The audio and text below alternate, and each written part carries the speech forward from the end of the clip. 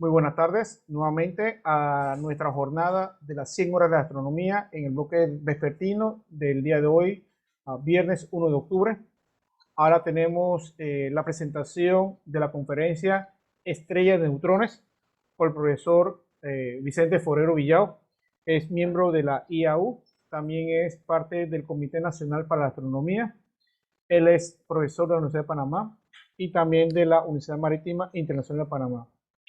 Vamos a ir con usted, el profesor Vicente Forero Villao, con la conferencia Estrella de Neutrones. Profesor Vicente. Gracias, Eduardo.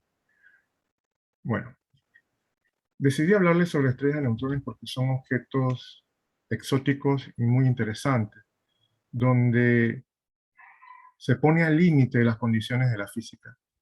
De hecho, todavía no sabemos todo lo que ocurre, o sea, todo lo que tiene que ver con las estrellas de neutrones.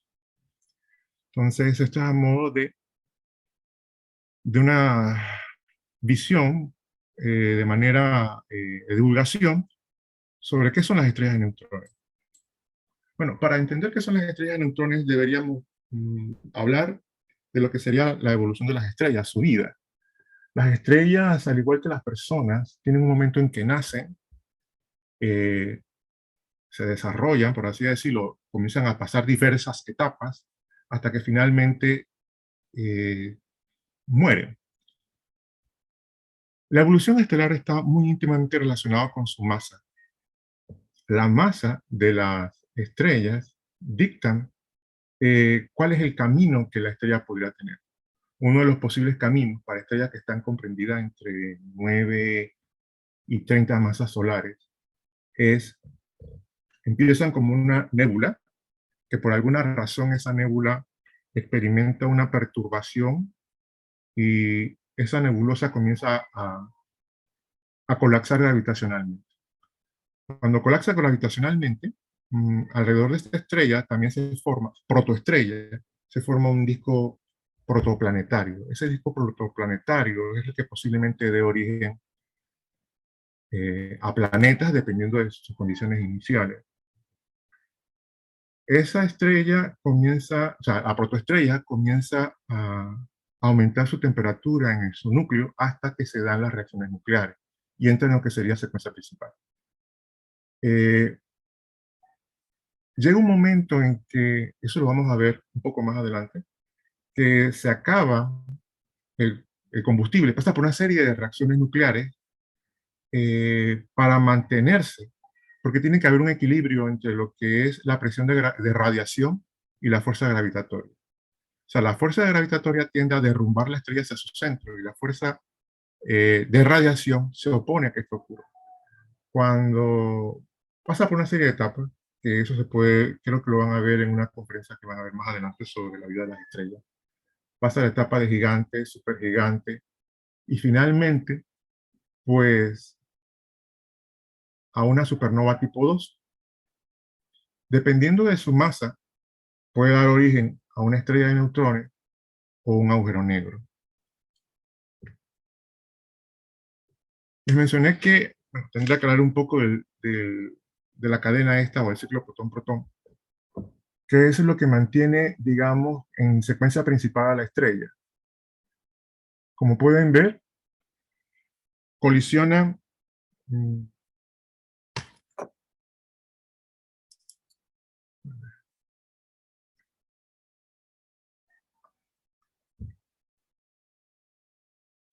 o sea, las condiciones en el núcleo de la estrella son tan altas, la densidad es tan alta y la temperatura es tan alta que hay energía suficiente para fusionar dos protones.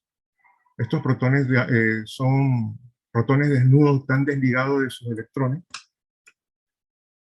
se fusionan y en el momento en que se fusionan, dan origen a un positrón, como pueden ver aquí, un positrón, esto es la forma de representar el positrón, lo han representado así, un positrón y un neutrino.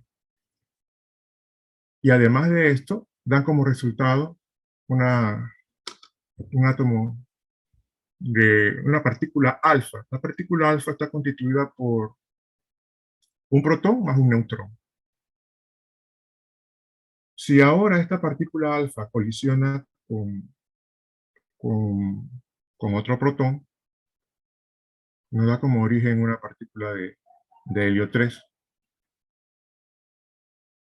Si esta partícula de helio 3 colisiona con otra más, pues nos da origen nuevamente a dos partículas de hidrógeno. Pueden ver aquí un protón, otro protón, dos hidrógenos y un helio 4. Este helio 4 está formado por dos protones y dos neutrones. Bien, esto es nada más para ilustrarles que estas reacciones nucleares dan como resultado la parte de aquí de radiación. Esta parte es lo que produce la presión de radiación.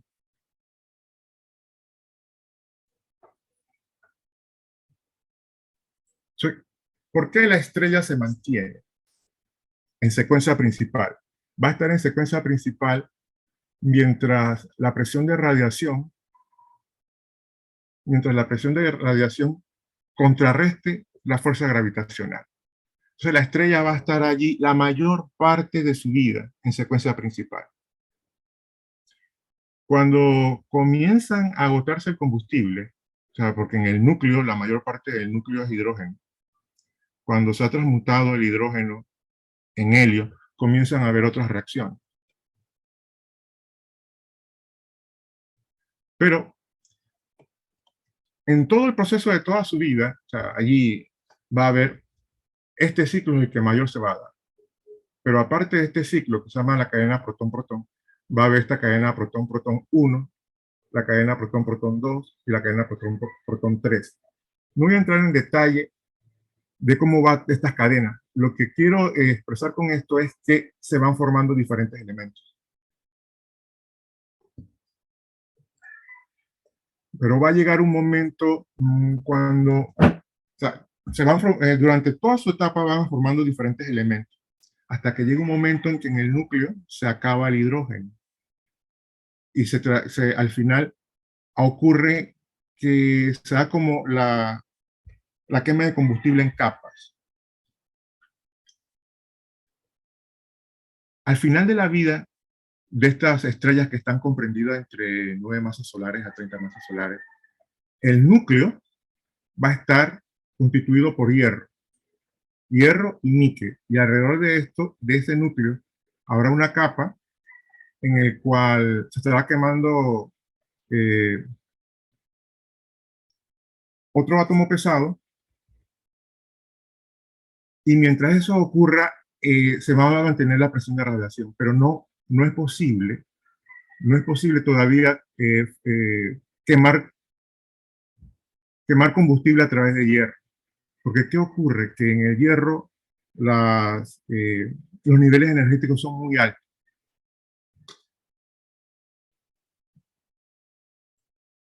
Dentro del interior de la estrella, a través de todo su proceso evolutivo, se forman los diferentes elementos, hasta llegar al hierro 53. Entonces viene la pregunta, ¿cómo se forman el resto de los elementos? Pues el resto de los elementos se forman durante la etapa de supernova, que es una reacción violenta ya en el final de la vida de las estrellas.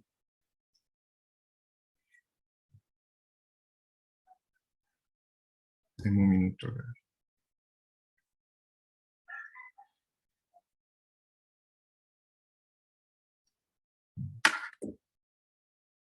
Bien.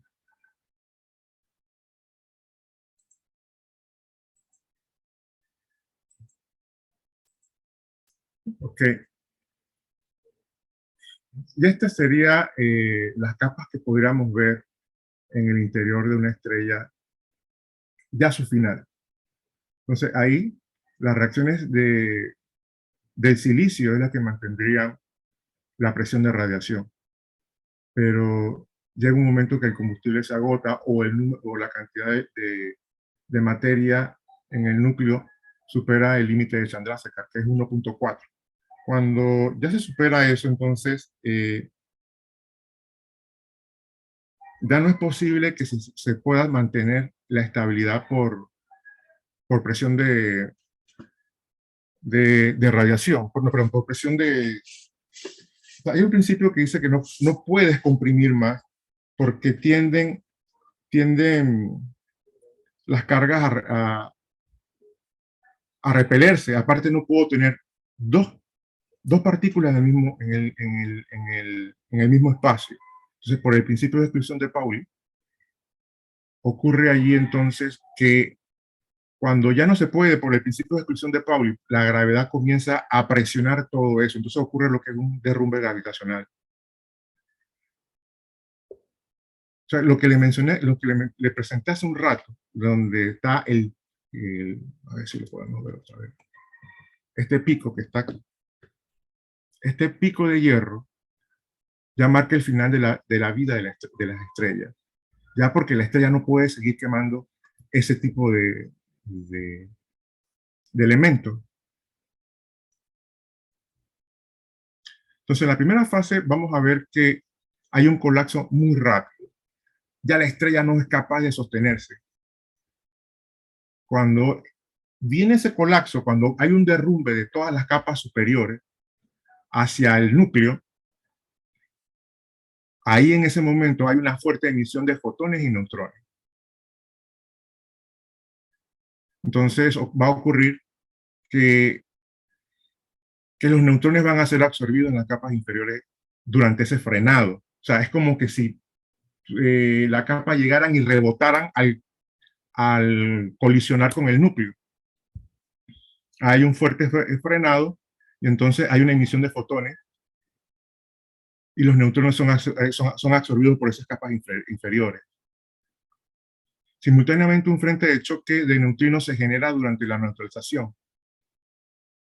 Aquí podemos ver, o sea, en este diagrama, se puede ver cómo se forma en ese momento o durante el colapso de la envoltura, hay un colapso rápido del núcleo y se forman estos neutrones.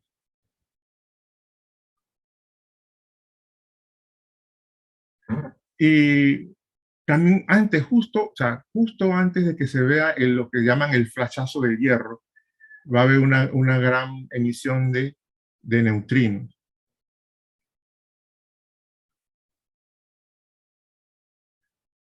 Bien, todo esto, digamos que había modelos antes de que, bueno, aquí se intenta esquematizar en una figura cómo ocurre el derrumbe gravitacional y cómo a partir de ese derrumbe viene la explosión de supernova. Y allí, justo en ese proceso, es que se forma el resto de los elementos de la tabla periódica que van más allá del hierro 56. Lo que queda después de la explosión de esta supernova es un objeto cuya densidad es tan alta, o sea, es un objeto cuya densidad es tan alta que nosotros podemos, por ejemplo, tener en una cuchara toda la Ciudad de México.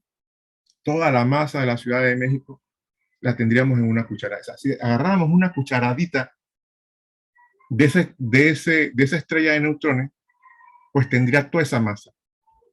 Además, el objeto logra comprimirse en un radio que es aproximadamente entre 10 y 12 kilómetros. O sea, tendría un diámetro final como entre 12 y 24 kilómetros. Entonces, aquí podríamos ver, aquí es un esquema de cómo se vería una estrella de neutrones comparada contra la ciudad de Manhattan. Entonces, es un objeto que tiene en tan corto recinto una cantidad enorme de materia. Entonces, ¿cómo podemos tener esa materia allí? Pues lo que ha ocurrido es que en el momento del colapso gravitacional, en algún momento se fusionaron protones y neutrones, protones y electrones, dando origen a neutrones y emitiéndose neutrinos.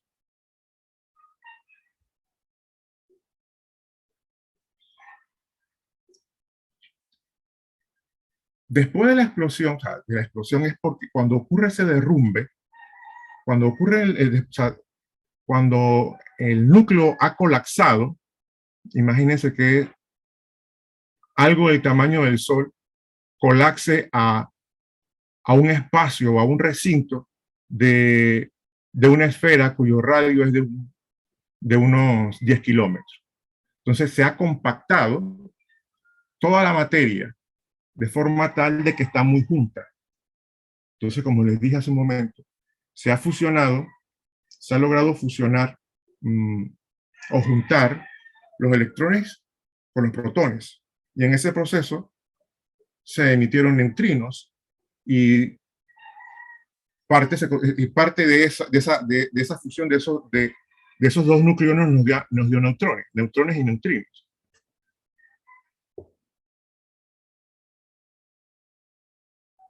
¿Cómo es la estructura entonces, o cómo se perfila que es la estructura a modo grosso? Pues el interior es un líquido pesado que está formado principalmente por neutrones. Una estrella de neutrones está formada aproximadamente por un 80% de neutrones y tiene además, aparte de eso, tiene otras partículas. En su exterior también habrá electrones, habrá protones, pero adentro hay toda una sopa de partículas y algunas son partículas que llaman partículas exóticas. El envolvente de la estrella de neutrones es una coraza gruesa de aproximadamente 1,5 kilómetros. Ahora, ahí no está, pero también se tiene que esto tiene como una pequeña atmósfera, pero esa atmósfera es de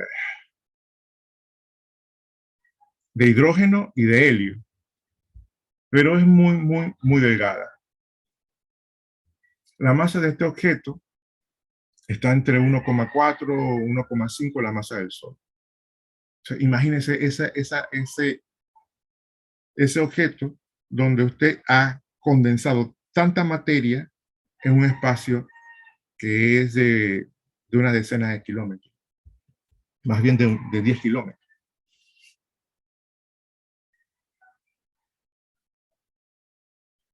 Bien, pero ¿cómo nosotros conocemos sobre estos objetos? Porque para observar esos objetos, en realidad, será muy difícil detectar un objeto que tenga nada más 10 kilómetros. ¿Cómo es posible? Ese objeto es tan pequeño que no sería posible detectarlo. Resulta que Jocelyn Bell estaba trabajando en su tesis de doctorado cuando encontró, haciendo observaciones con radio, encontró una señal que al principio le pusieron así a modo de broma a la señal pequeños hombrecitos verdes en inglés, porque era tan regular la señal que se pensaba que podía ser de una civilización. Pero estudios que hicieron posteriormente dieron de cuenta de que había más de uno. Encontraron después de este otros tres púlsares. Le llamaron pulsar por el acrónimo de Pulsating Star, estrella pulsante. Y el primero que se encontró lo encontró ella, y el intervalo que tenía de tiempo era exactamente de 1,33 segundos aproximadamente. Este tipo de señales, como les mencioné, solamente se pueden detectar por radiotelescopio. Cuando se lo presentó a su jefe de tesis, le dijo que algo estaba mal, que eso no podría ser.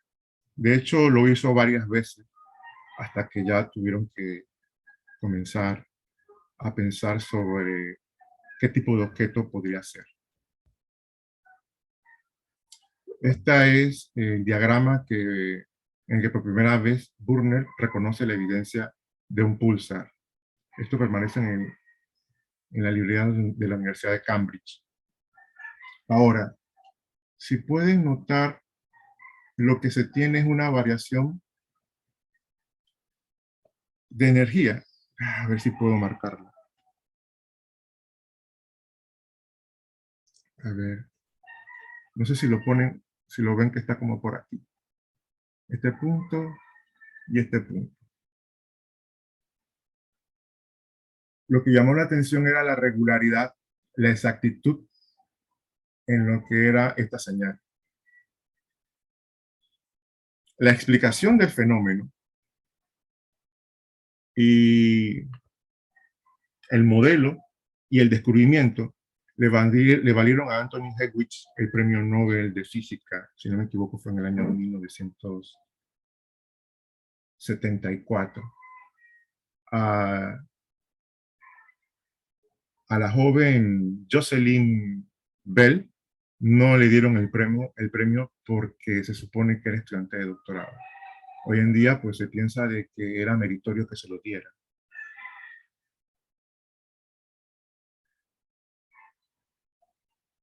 Un pulsar podría explicar, por ejemplo, este tipo de nebulosa que se mantiene a lo largo del tiempo. ¿Por qué no colapsa gravitacionalmente? La explicación que se da es que en el interior de esta nebulosa hay un pulsar que mantiene por su energía que este objeto no decaiga gravitacionalmente. O sea, su energía, debido a su rotación, lo mantiene hasta nuestros días, porque este objeto ya debería haber decaído gravitacionalmente. Esta es la explicación que se le da para los pulsars. Entonces, ¿por qué usted observa por qué observamos un haz brillante? Pues se supone que un pulsar es formado por una estrella de neutrones. Una estrella de neutrones que, como les mencioné hace un momento, está formada por un 80% de neutrones, pero en su capa más externa todavía hay protones y electrones. Entonces, estos electrones y protones, al estar sobre la superficie de la estrella y la estrella rotar, porque ¿qué ocurre? Que cuando la estrella, antes de caer gravitacionalmente, las estrellas tienen un momento rotacional. Al disminuir el radio de la estrella, este momento rotacional, para que se mantenga este momento angular, al disminuir el radio, lo único plausible es que debe aumentar su velocidad de rotación. O sea, imagínense un objeto como les digo, de 1 kilómetro de radio con una alta rotación. Esa rotación puede llegar, por ejemplo, en el Ecuador a un porcentaje cerca, si la memoria no me falla, de un 80% de la velocidad. Creo que, no recuerdo ahorita el nombre, la cifra exacta, pero son velocidades muy, muy, muy altas. Entonces, esas velocidades muy altas producen campos magnéticos muy intensos debido a que en la superficie de la estrella todavía tenemos partículas cargadas. Ahora, ¿por qué lo vemos? Lo vemos porque material, polvo interestelar o a lo mejor material de alguna estrella cercana cae atraído gravitacionalmente a la estrella. Y en la medida que cae gravitacionalmente es acelerada y al ser acelerada en regiones de campos magnéticos muy intensos, entonces estas partículas emiten en longitudes de onda, por ejemplo, pueden ser de radio, incluso hasta pueden llegar a radiación gamma dependiendo de la energía que tenga el sistema debido a su masa y a su rotación.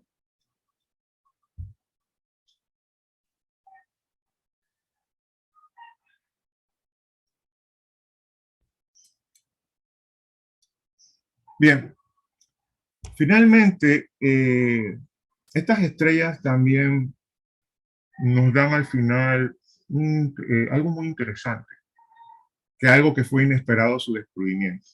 O sea, como les mencioné, estas estrellas tienen periodos de rotación que son casi como un reloj, en el sentido de que son periódicas y muy, muy regulares. Entonces, se comenzaron a notar algunas estrellas que tenían una variación en su periodo de pulsación debido a problemas de lo que le mencioné de su cuestión del momento angular. O sea, la única forma que pudieron explicar esto fue a través de de la presencia de un exoplaneta. O sea, como les mencioné, los púlsares giran a velocidades que son velocidades casi constantes. Entonces, un cambio se puede detectar fácilmente. O sea, mediciones precisas de este cambio dieron, dieron como resultado a pensar de que esto se debía a la presencia de exoplanetas.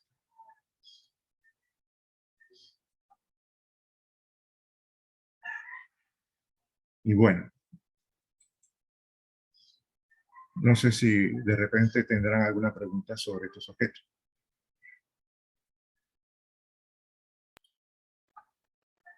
Muchas gracias, profesor Vicente. Los presentes que están aquí en el grupo, no sé si tienen una pregunta. Vicente, una pregunta. La joven que hizo el descubrimiento, ¿después se le dio algún tipo de reconocimiento o simplemente se dice que fue ella la primera, pero no se le dio ningún tipo de reconocimiento? Por lo que leí, sí. Le dieron algún, ella ha sido acreedora de un premio, pero ahorita no recuerdo el premio que ella le dieron. Porque en realidad sí fue descubrimiento de ella.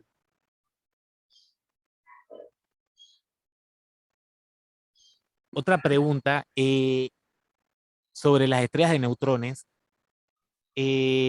Más o menos, ¿cuánto es el tiempo que puede durar la estrella de neutrones antes de que ya colapse totalmente y desaparezca?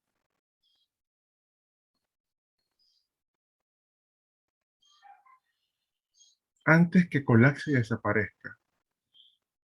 Esta pregunta es bien interesante.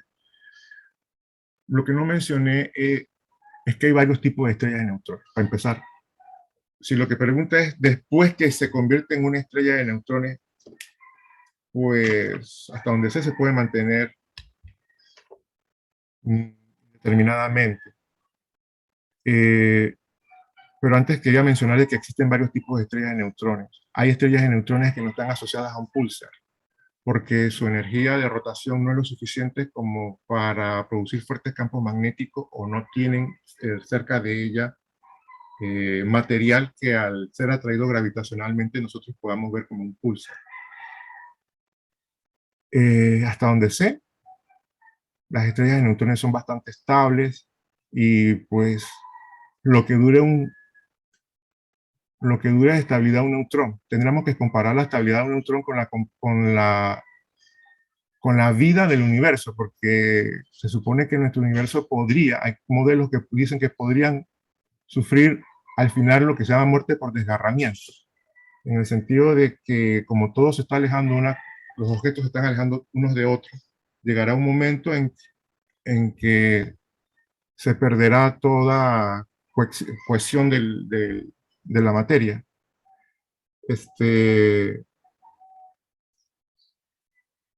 Lo estable que sea un neutrón, aunque este año vi en lo que estuve viendo por allí hace poco, en el 2021, no me acuerdo, en junio, no me acuerdo si fue este año o el año pasado, hay un artículo que habla de algo bien interesante. Le dije que en el centro del núcleo de una estrella de neutrones hay materia exótica. Dentro de ese núcleo se presume que podría haber quark.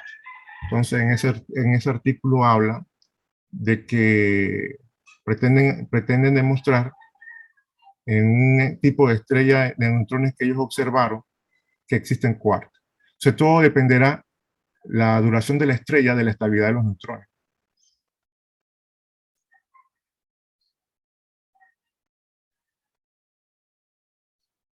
Gracias, profesor Vicente. No sé si de lo presente, ¿alguien más tiene alguna pregunta?